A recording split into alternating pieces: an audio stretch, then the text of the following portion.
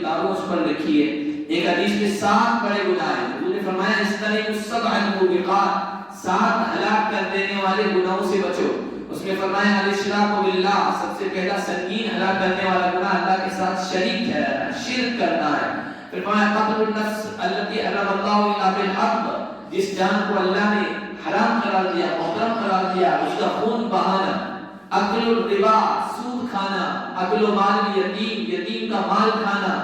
और वतवल्ली यौम ज़हफ़, मैदान जंग में जब दुश्मन से मुठभेड़ हो उस वक्त बुज़दिली दिखाकर भाग जाना। वक़ज़्फ़ुल मुहसनात, और जो पाक दामन भोली भाली मोमिन औरतें हैं उन पर ज़िना की तोहमत लगाना। ये 7 बड़े संगीन गुनाह बताए। इसके अलावा भी और गुनाह है। संगीन गुनाह कौन है? बड़े गुनाह।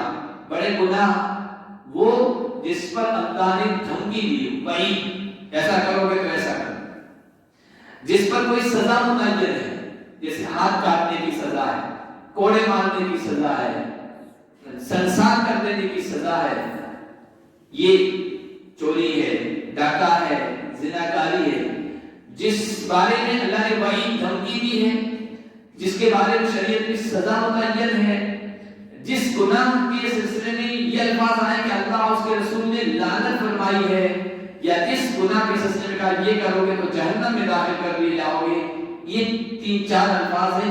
जिस काम के बारे में आए तो समझ लो कबीरा गुनाह है, वो संगीन गुनाह है, वो बड़ा गुनाह है। अल्लाह फरमाए तुम बड़े गुनाहों से बच जाओ तो छोटे छोटे गुनाह हम माफ कर दें, और छोटे छोटे गुनाह तो अल्लाह हमारी नेकियों की वजह से माफ कर देते हैं। जैसे हदीस में आया, अगर तुम जुमा पढ़ लेते हो, आइंदा फिर जुमा पढ़ लेते हो, तो जुमा के दरमियान के जो छोटे गुनाह हैं जुमा पढ़ने की बरकत से माफ। वुजू कर लेते हो, वुजू सही तरीके से करते हो, जो वुजू धो लेते हो, धोने के साथ पानी के साथ वो गुनाह माफ। नमाज पढ़ लेते हो, इन्नल हसनात युज़हिबुन सय्यिआत, ये नेकी जो तुमने छोटे गुनाह किए हैं उनको धो देती है, माफ कर देती है। अल्लाह ने फरमाया बिस्मिल्लाहिर्रहमानिर्रहीम, वल मुहसनातु मिनन निसाई इल्ला मा मलकत अयमानुकुम किताबल्लाहि अलैकुम व उहिल्ला लकुम मा वरा'a ज़ालिकुम अन तब्तगू बि अमवालिकुम मुहसिनीना गैरा मुसाफिरीन फमस्तमतअतुम बिही मिनहुन्ना फआतूहुन्ना उजूरहुन्ना फरीदा वला जुनाहा अलैकुम फीमा तरादयतुम बिही मिन बअदिल फरीदा इन्नल्लाहा काना अलीमन हकीमा। आज के दर्स का आगाज़ हम अल्लाह के फज़ल करम से सूरह निसा की आयत नंबर 24 और 5वें पारे से शुरू कर रहे हैं। चौथा पारा जब खत्म हुआ था उसमें कुछ ऐसी औरतों की तफसील थी जिनसे निकाह हराम है। एक तो खूनी रिश्तेदार जो करीब की औरतें हैं, माई, बेटियां, बहनें, फूफी, खाला, भतीजी, बहनजी। दूसरे वो रिश्ते जो दूध की वजह से साबित होते हैं, रज़ाई माँ जिसका दूध हम पिए, और रज़ाई बहनें। तीसरे रिश्ते जो दामादी और ससुराली रिश्ते कहलाते हैं, उसमें भी कुछ औरतें हमारे लिए उनसे निकाह हमेशा हराम है। अभी जो 5वां पारा शुरू हुआ है उसमें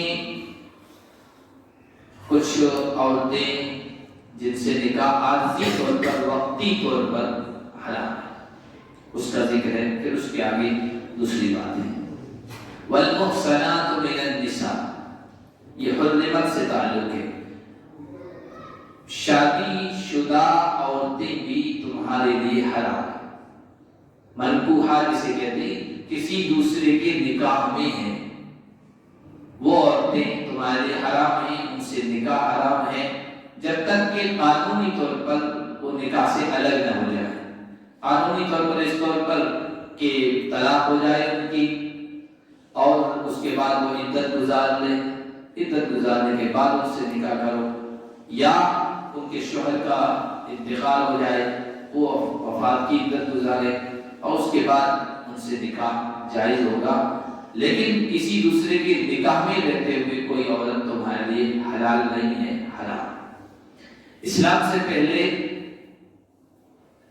ایسی کئی شکلیں جائز سمجھی جاتی تھی۔ بخاری شریف میں وہ روایت موجود ہے جس میں حضرت عائشہ صدیقہ رضی اللہ تعالی عنہا نے کہا کہ 4 قسم کے نکاح اسلام سے پہلے رائج تھے اور رواج تھا ان کا، اور وہ ان میں سے 3 شکلیں زناکاری، بدکاری کی تھی، گناہ کی تھی، اور ایک جو صحیح تھی، درست تھی، وہ جو اب ہمارے درمیان مسلمانوں میں چل رہی ہے، نکاح کا جو طریقہ ہے یہ بھی پہلے تھا، لیکن 3 اور بھی شکلیں تھیں جو بخاری شریف میں آئی ہے، تو ان سب کو اسلام نے ختم کیا اور صرف جو ابھی موجودہ نکاح کا طریقہ ہے اس کو رائج کیا ہے، اس کو باقی رکھا ہے۔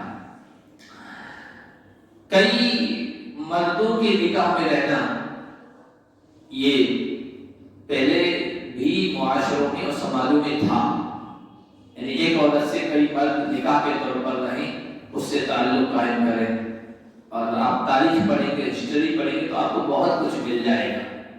یعنی ایک عورت کامن ہوتی تھی، مشترک ہوا کرتی تھی، پانڈووں کی بہت ساری ہمارے یہاں ملک میں کہانیاں بتائی جاتی ہے، اس میں بھی ہے، اور دنیا کے دوسرے سماجوں میں بھی یہی تھا۔ اسلام جیسا مذہب لطافت کو، پاکیزگی کو، طہارت کو چاہتا ہے، عفت و پاک دامنی کو چاہتا ہے، اس نے ایسے تمام طریقوں کو غلط قرار دیا۔ فتویٰ فرمایا کہ جو عورتیں دوسروں کے نکاح میں وہ بھی تمہارے لیے حرام، الا ما ملکت ایمانکم، مگر جن کے تم مالک ہو جاؤ۔ یہ باندیوں کی شکل تھی،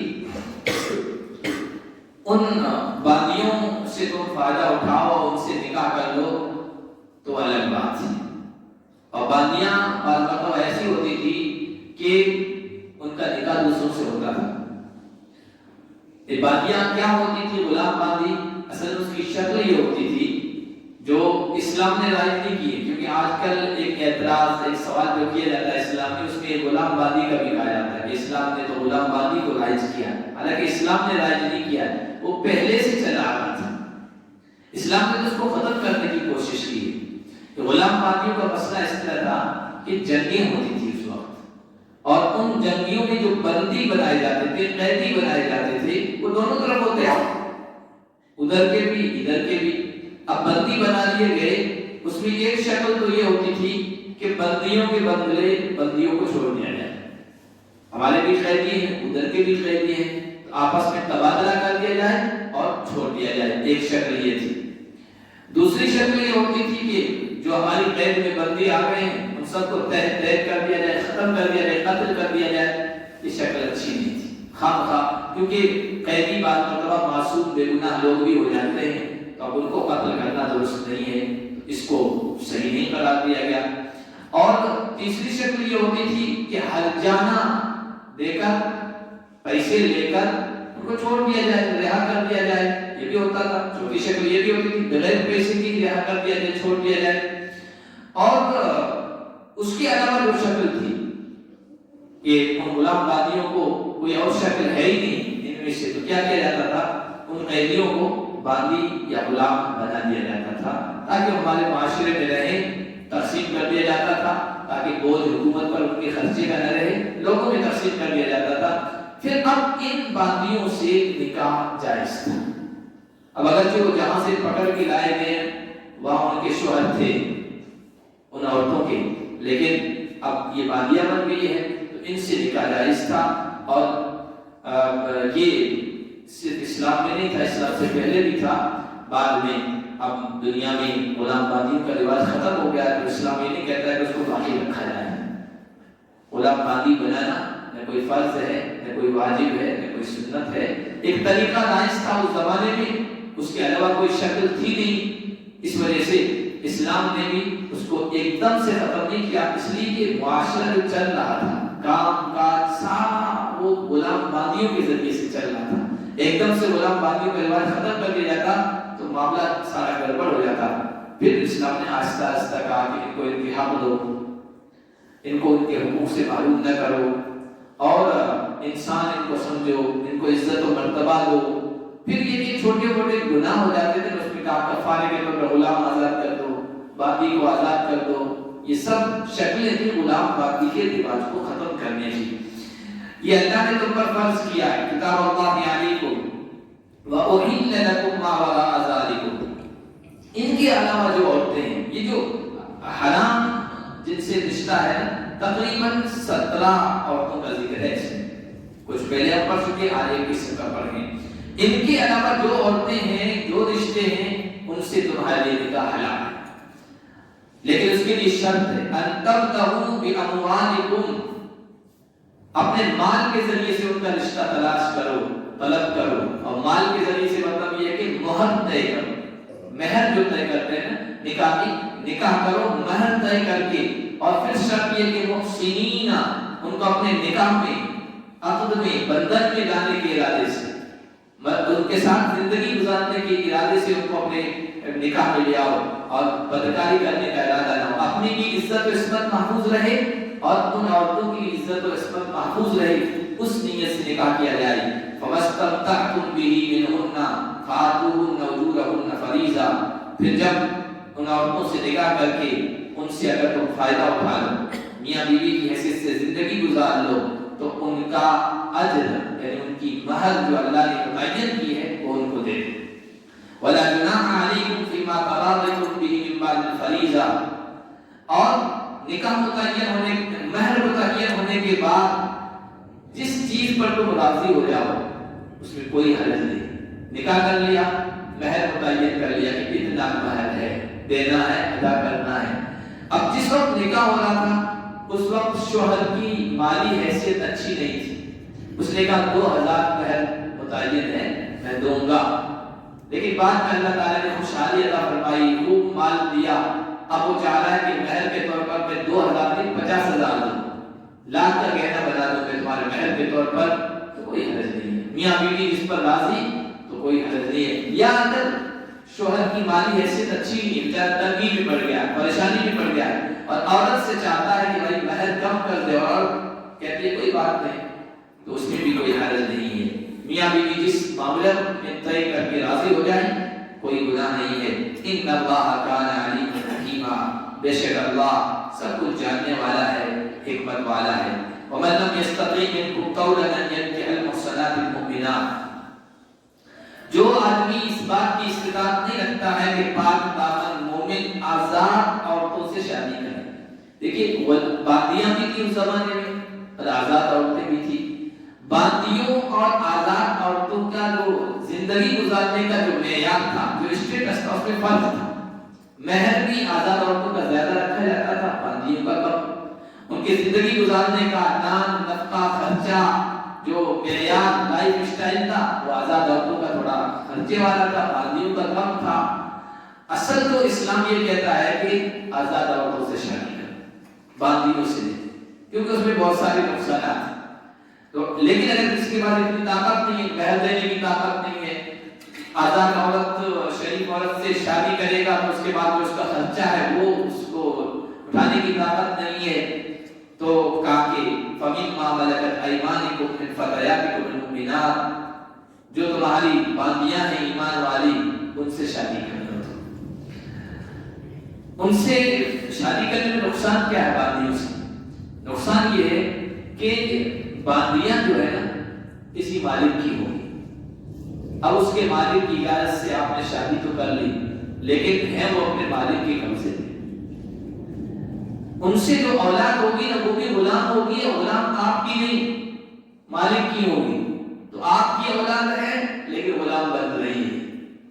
اس کے علاوہ آپ جس طرح باقیوں سے کام لینا چاہیں نہیں لے سکتے ہیں، وہ مالک کی اجازت پر موقوف ہوگا.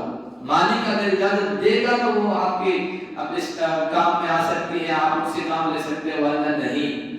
شریف عورتیں بازاروں میں نہیں جاتی تھی، بے پردہ نہیں گھومتی تھی. باندیاں بازاروں میں کام کے لیے جاتی ہیں، بے پردہ بھی گھومتی ہے. تو ایک شریف انسان کے لیے اس کی غیرت گوارا نہیں کرتی ہے. اب گھٹ گھٹ کے جینا ہوگا، یہ سب باندیوں کے اندر کوئی نقصان کی تھی، اس وجہ سے کہا کہ باندیوں سے نکاح کرنا ہے، طاقت ہے، استطاعت ہے، گنجائش ہے تو آزاد شریف عورتوں سے کرو، نہیں ہے تو پھر دوسرا آپشن ہے باندیوں کا، اور یہی آپشن ہے آپ کے پاس باندیوں کا، تو پھر اللہ نے فرمایا واللہ اعلم بایمانکم، اللہ تمہاری ایمان کو بہتر جانتا ہے، ضروری نہیں کہ وہ باندی ہے تو کم تر ہے، کم حیثیت کی ہے، اس کا بھی ایمان اچھا ہو سکتا ہے، تقوی والی بھی ہو سکتی ہے، پرہیزگار بھی ہو سکتی ہے، بعضکم من بعض، تم ایک دوسرے سے ہی ہو، باندی ہونے کی حیثیت سے اس کو کم تر مت سمجھو، وہ بہرحال آدم اور حوا کی اولاد ہے، وہ بھی انسان ہے، یہ اسلام نے باندیوں کا اولادوں کا مرتبہ بڑھا دیا، کہا وہ تم ہی میں سے ہیں، تمہاری جنس میں سے ہیں، تمہاری جیسے انسان ہیں،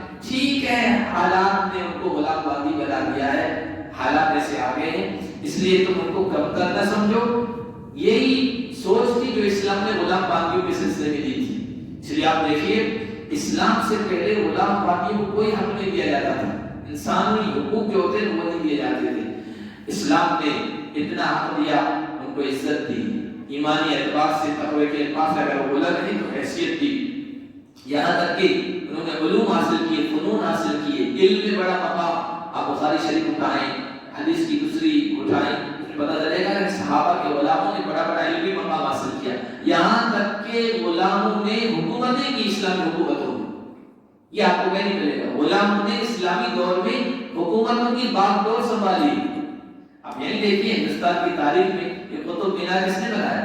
قطب الدین ایبک نے، کون تھا؟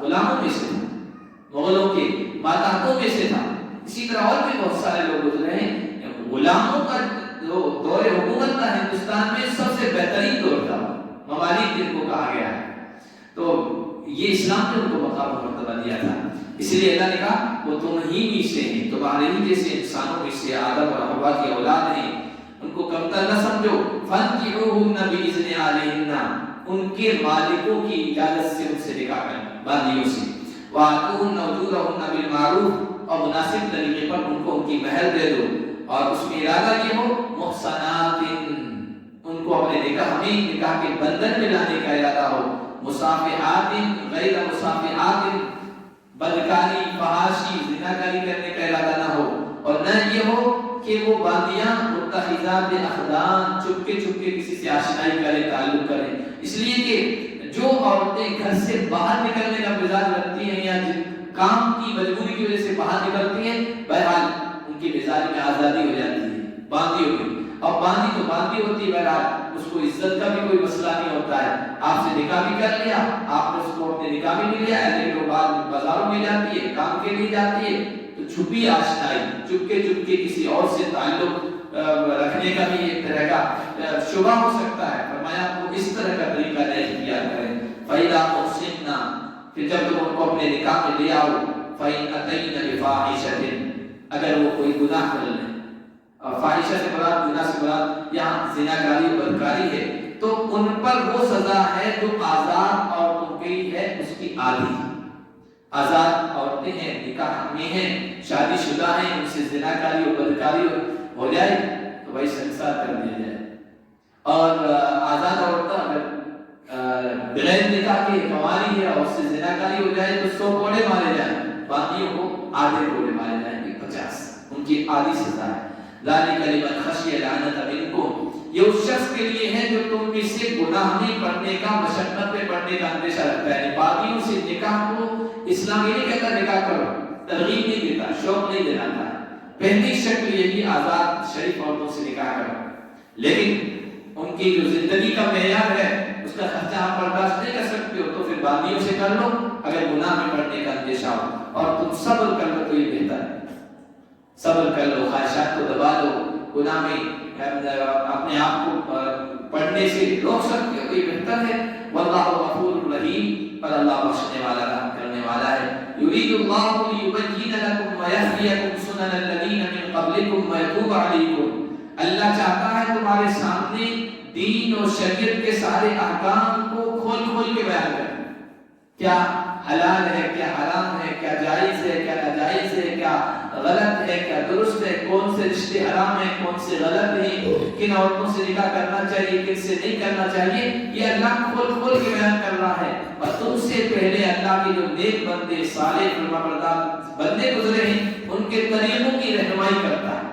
انہوں نے نکاح والا طریقہ اختیار کر کے اپنے آپ کو گناہوں سے بچایا ہے.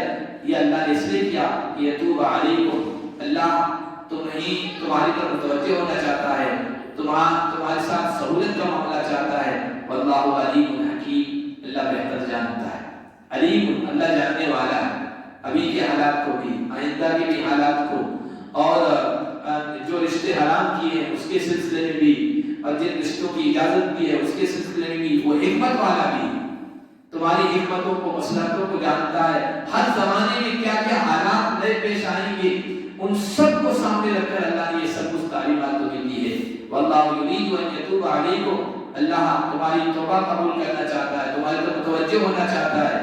وَيُرِيدُ الَّذِينَ يَتَّبِعُونَ الشَّهَوَاتِ، اور جو اپنی شہوتوں کی، خواہشات کی، نفسانیت کی پیروی کر رہے ہیں، وہ چاہتے ہیں کہ تم ایک دم دور چلے جاؤ دین سے، اللہ کے احکام سے، اطاعت سے. آزاد خیال جو لوگ ہیں، آزاد خیال جن کے یہاں نکاح کا کوئی تصور نہیں، کوئی کنسیپٹ نہیں، کوئی سوچ نہیں. اس طرح پہلے زمانے میں تھا کہ ایک عورت کئی مردوں کے نکاح میں رہ سکتی ہے، اس کے رشتوں میں، ریلیشن میں رہ سکتی ہے. ہر زمانے میں ایسے لوگ ایسے خیال رہے، بلکہ مغربی تہذیب، ویسٹرن کلچر جو آج دنیا میں عام ہوتا چلا گیا اس میں بھی یہی تصور ہے. ایک عورت کئی مردوں سے تعلق قائم کر کے رہ سکتی ہے، ریلیشن شپ میں رہ سکتی ہے، اور یہ سب طریقے وہ غلط ہیں جو زمانے جاہلیت میں رائج تھے. اور ایسے لوگ چاہتے ہیں کہ خواہشات میں ڈال کر تمہیں بالکل دور لے کے چلے جائیں. یرید اللہ ان یخفف عنکم، اللہ تو چاہتا ہے کہ تم سے بوجھ کو ہلکا کرے. اللہ نے تمہاری فطرت، تمہارے نیچر، تمہاری ضرورت کے جو تقاضے ہیں ان کے لیے راہیں کھولی. اللہ نے یہ نہیں کہا کہ تم اپنی خواہشات کو دبا دو، اللہ نے یہ نہیں کہا کہ نفسانی خواہشات کو کچل دو، جوگیاں پن کی زندگی اختیار کر لو. راہبوں جو جیسے غیر مسلموں میں، ہندوؤں میں، عیسائیوں میں، جو کہ اللہ کو وہ پا سکتا ہے جو شادی کے بندھن میں نہ بندھے، کاروبار سے الگ ہو جائے، بھکشو بن جائے اور بس اپنی سب کچھ کو تیاگ دے، وہ پا سکتا ہے. نہیں، اللہ ایسا بول دے جانا چاہتا ہے. تمہیں رہبانیت، جوگیانہ پن کی زندگی پر مجبور نہیں کرتا ہے. اللہ نے ان سارے بوجھوں کو ہلکا کر دیا ہے. تمہاری خواہش پوری کرنے کے جو صحیح راستے ہیں وہ تمہارے لیے اللہ نے کھلے رکھے ہیں. یا تو شریف عورتوں سے نکاح کر لو، اور ان کی استطاعت نہیں ہے تو اگر باندیوں کی شکل واحد ہے تو ان سے نکاح کر لو. وَخُلِقَ الْإِنسَانُ ضَعِيفًا، اللہ انسان پر بوجھ نہیں ڈالنا چاہتا کیونکہ انسان کمزور پیدا کیا گیا ہے، زیادہ بوجھ کو برداشت نہیں کرتا ہے.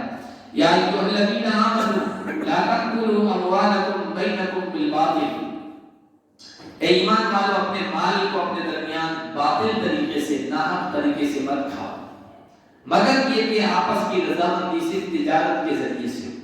تجارت، لین دین، کاروبار، مال کے آپس میں تبادلے کی، ایکسچینج کی جو سب سے زیادہ شکل ہے وہ یہ ہے تجارت. ہم پیسہ دیتے ہیں، اس سے کوئی چیز لیتے ہیں، یہ مال کا تبادلہ ہونا ہے. حالانکہ اس کے علاوہ بھی شکلیں ہیں، جیسے کوئی کسی کو ہبہ کر دے، گفٹ کر دے، کسی کو میراث میں سے کچھ مال مل جائے، ابھی تحفے میں مل جائے، عاریتاً مانگ لے کہ بھائی تمہارا موبائل دے دو، قلم دے دو. یہ سب شکلیں جائز طریقے سے مال کے استعمال کی. لیکن جو سب سے زیادہ شکل رائج ہے، چل رہی ہے، وہ خرید و فروخت، بیع و شراء، لین دین کی ہے. تم اپنے مالوں کو غلط طریقے سے مت کھاؤ. غلط طریقہ سود کا، غلط طریقہ رشوت کا، غلط طریقہ غصب و چھیننے کا، غلط طریقہ چوری کا، غلط طریقہ ڈاکہ زنی کا. یہ سب جو شکلیں ہیں یہ غلط طریقے سے مال کو استعمال کرنے کی ہے. کہا کہ اس طرح مال کو، دوسروں کے مال کو استعمال میں مت لاؤ، یہ اچھی بات نہیں ہے. وَلَا تَقْتُلُوا أَنفُسَكُمْ، اور نہ اپنے آپ کو قتل کرو. اپنے آپ کو قتل کرنے سے نہیں مطلب یہ ہے کسی کا قتل مت کرو. اللہ کی نگاہ میں یہ بہت سنگین ہے، کسی دوسرے کا قتل. اور اپنا بھی قتل، جسے ہم خودکشی کہتے ہیں، سوسائڈ، یہ بھی حرام ہے، سنگین اور کبیرہ گناہ ہے. ان اللہ کان بکم رحیما، بے شک اللہ تم پر بڑا رحیم ہے. ومن یفعل ذلک عدوانا وظلما، جو کوئی ان چیزوں کا ارتکاب کرے گا، حد سے آگے بڑھتے ہوئے ظلم و زیادتی کر کے، کسی کا مال غلط طریقے سے چھین لے گا، استعمال کر لے گا، کسی کو ناحق قتل کر دے گا، اللہ فرما رہے تو ہم اس کو دہتی ہوئی جہنم میں آگ میں جلائیں گے. اور یہ اللہ کے لیے بہت آسان ہے. یہ مت سمجھو کہ ہم مسلمان ہیں, ہم نبی کے غلام ہیں, ہم نے کسی کا غلط مال چھین لیا غلط طریقے سے اور کسی کو قتل کر دیا بخش دیے جائیں گے, ہم مسلمان ہیں, ہم کو اللہ کیسے عذاب دے گا؟ نہیں. جو گناہ کرو گے اس کی تو سزا بھگتنی پڑے گی, اور یہ اللہ کے لیے کوئی مشکل چیز نہیں ہے. ان تجتنبوا کبائر ما تنہون عنہ نکفر عنکم سیئاتکم, اگر تم ان بڑے بڑے گناہوں سے جن سے تمہیں منع کیا جاتا ہے بچ جاؤ گے تو چھوٹی چھوٹی غلطیاں ہم تمہاری معاف کر دیں. بڑے گناہ کون سے؟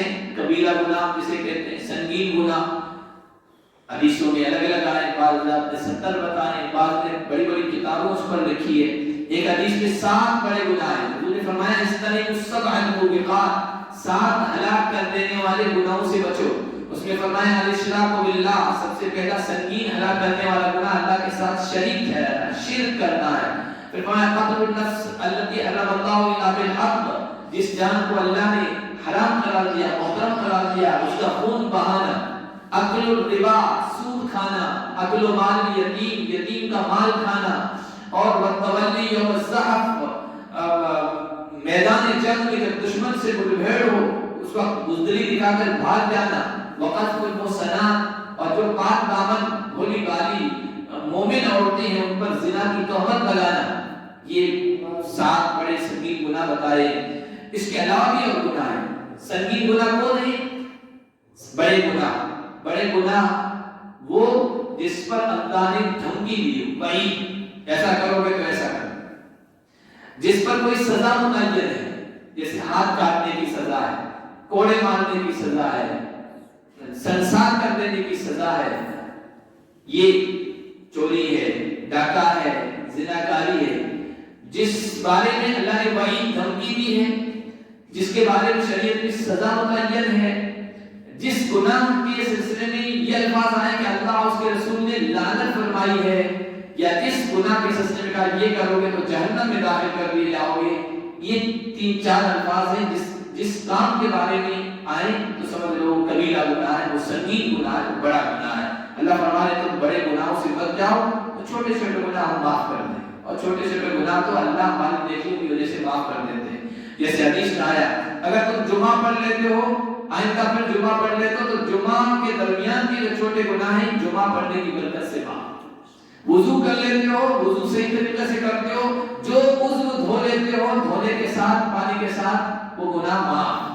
نماز پڑھ لیتے ہو, ان الحسنات یذهبن السیئات, یہ نیکی جو تم نے چھوٹے گناہ کیے ہیں ان کو دھو دیتی ہے, معاف کر دیتی ہے.